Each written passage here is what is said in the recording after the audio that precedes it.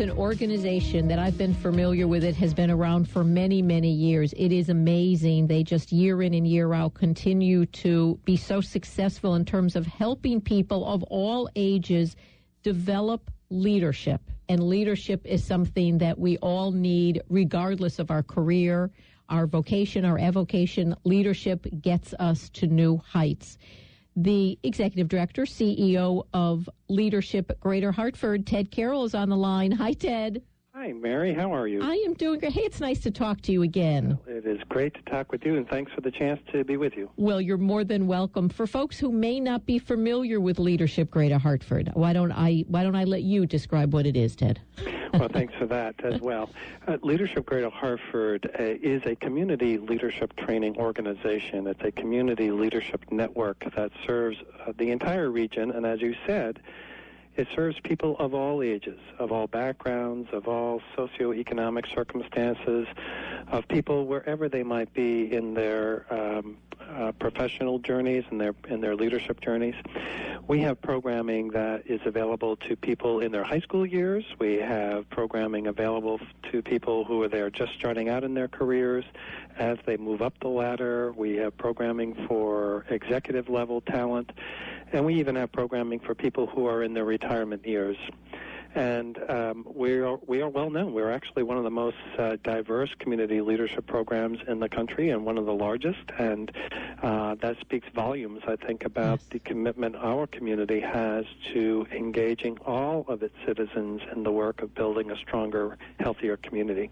And you've been at the helm for how many years now, Ted? I have had the great privilege of being here. I'm now in my 27th year. Oh. We are an organization that has been around for 36 of those years, and actually I was a participant in the 1985 class, and ever since then I've had the opportunity to serve as its president. And but I'm joined by a very talented, very deeply committed staff of 14 people, and by a board of directors, volunteers that number 30, and that represent virtually every sector of our community.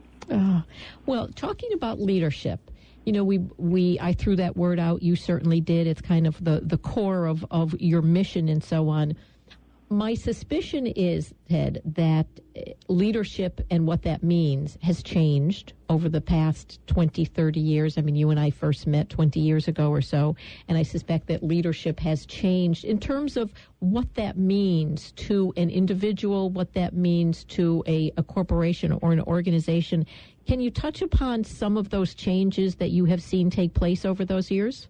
I'd be happy to. I do think it's fair to say that when we first started some 36 years ago, that the people's notion of leadership was the person in charge, and usually back then it was the guy in charge, and the command and control of operations is something that the leader was responsible for. Well, clearly that has changed, and not only is leadership a shared experience with men and women and people of all backgrounds assuming responsibility for leadership, but what has changed is the nature of how leadership gets exercised. It is not top-down any longer, except in some very limited cases of where, quick responses are required. But in most cases, where issues are complicated and they need thoughtful discussion and action, leadership is shared, and so it becomes a more collaborative process, one in which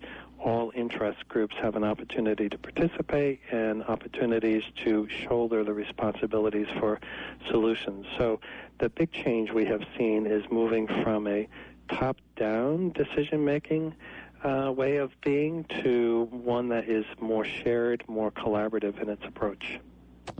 I'm going to put you on the spot a little bit, Ted. As you're talking, I'm just thinking of a question in terms of thinking of some of the younger people, for sons and daughters of some of our listeners right now.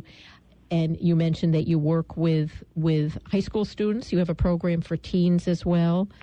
We do. We actually have a couple of programs so that during the school year, people participate in a program known as Common Ground, where city students and suburban students all have opportunities not only to learn about leadership, and not only to learn about how they can lead and serve in the community, but they get to know about each other as well. And there's a tremendous appetite young people in particular have for people who are different from them, and they want to know about the lives and the experiences and the values of people who might live in a different town or who might have been raised under different circumstances.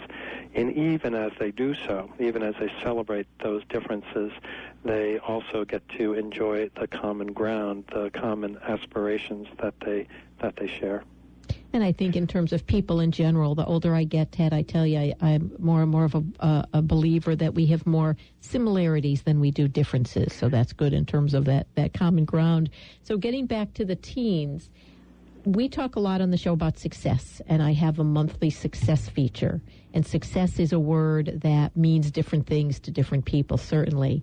With your leadership, what personality traits do you think, this is where I'm putting you on the spot, Ted, makes for a great leader? Well, there are a number of characteristics of leadership, to be sure, but often we identify 5 key ones that we see, and this is true of our young leaders as well as our emerging and established leaders. The first, and maybe the most important, is that leaders model the way. And by that I mean they practice what they preach. They do what they say they're going to do, because only in that way are they able to build integrity, are they able to build credibility. So that's the first. And the second is that leaders tend to be able to inspire what we call a shared vision. And they do so by listening not only to what their own heart says, but what is it that other people, those that they are presuming to lead, what is it they're hoping for? What is it that they're yearning for? And how is it that they can tie these two sets of aspirations together, yours and mine? The third is what we call challenging the way things are, challenging the process.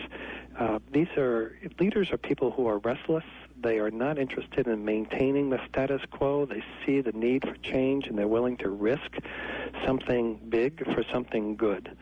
A fourth characteristic of leadership we see is the ability to develop other leaders. We call that empowering others to act.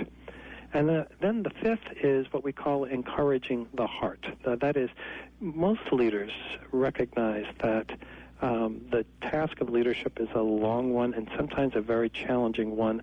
And unless we're taking time to encourage people to recognize the good work that people are doing, to celebrate achievement when it comes about, it is not likely that they can be successful leaders. So that's just a short capsule of what it takes, we think, to be effective leaders. And we draw heavily from the research of 2 gentlemen, Jim Kouzes and Barry Posner, when we make reference to those 5 qualities. I love that. And have those 5 qualities, how many years ago were they first determined? Well, I think this model was determined at least 25 or 30 years ago, but we've been incorporating this practice into our work for the last 12 years or more. And as I say, it tracks with our experiences. It holds true of people, whether they be in high school, in our school year program, or in the summer program that we're about to launch this August. It holds true of people who are executives, and it's certainly true of people in their what we call their third age, the people who are retired but who still want to lead. It's a universal human principle. Isn't that great? The third age, I love that. Yeah, we're very excited about the Third Age Initiative. In fact, we'll be graduating our 11th class next month, and we are building our 12th class that will begin this fall. These are 24 people who are in their 50s, 60s, 70s, and sometimes even in their 80s, who know they have more to learn, more to give, and they want to connect with other people in ways that make a big difference here in this region.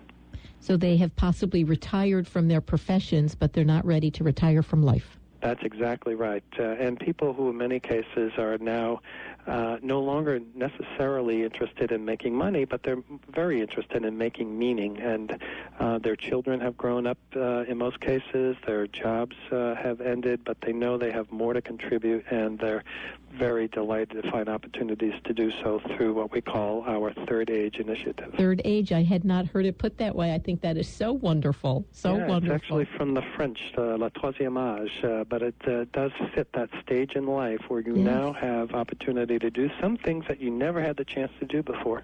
So whether you're a teenager, anywhere in between there, and your third age, you might want to learn more about Leadership Greater Hartford, speaking with the president, Ted Carroll. Their website, leadershipgh.org. Is that correct, Ted? That is absolutely correct. I did put that up on our website this morning, talkofconnecticut.com, to make it real easy for our listeners to find you. There is a link right there. It's so nice to talk to you. Thank you for joining us, and congratulations on all the wonderful work that you continue to do with so many years heading up Leadership Greater Hartford. Very cool, Ted. Mary, I appreciate the chance, and I look forward to another time to talk to you or your listeners. Thank you. Me too. We'll stay in touch, of course. Bye-bye. Thank you, Ted.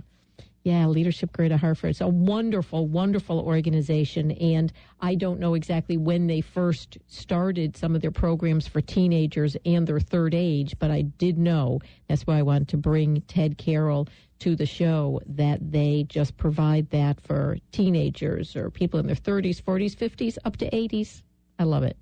Nicole Davis, how are you doing? I'm hanging in there, Mary. Hey, can I mention something to you before you do the traffic? Of course, you always can. I just had an email. Hello, Brenda. Brenda is a wonderful woman. She's a listener, and she just sent an email to me about you. Oh, hi, Brenda. She said, I quote, "I really enjoy listening to Nicole, the traffic lady. Oh, geez. She has a great voice for radio and also a great sense of humor. I hope to meet her someday at a girls' night out." Well, thank you, Brenda. That's very kind, and I can't wait to meet you, too. And it's really all because of Mary. I mean, everything happens because of Mary. Well, no, but you're the one. You're the traffic lady, great voice for radio, and a sense of humor. You know, we're all about passing on compliments, Nicole. Well, I take that very I'm very seriously. appreciative. I'm also very red in the face right now, and it's a good thing we're not on television. I would be blushing up a storm. Well, I am, and you just can't see it. Goodness, well, I'm supposed to do traffic after that. How are the roads doing right now? They're doing all right for the most part. We have some good news out there. 95 southbound. They have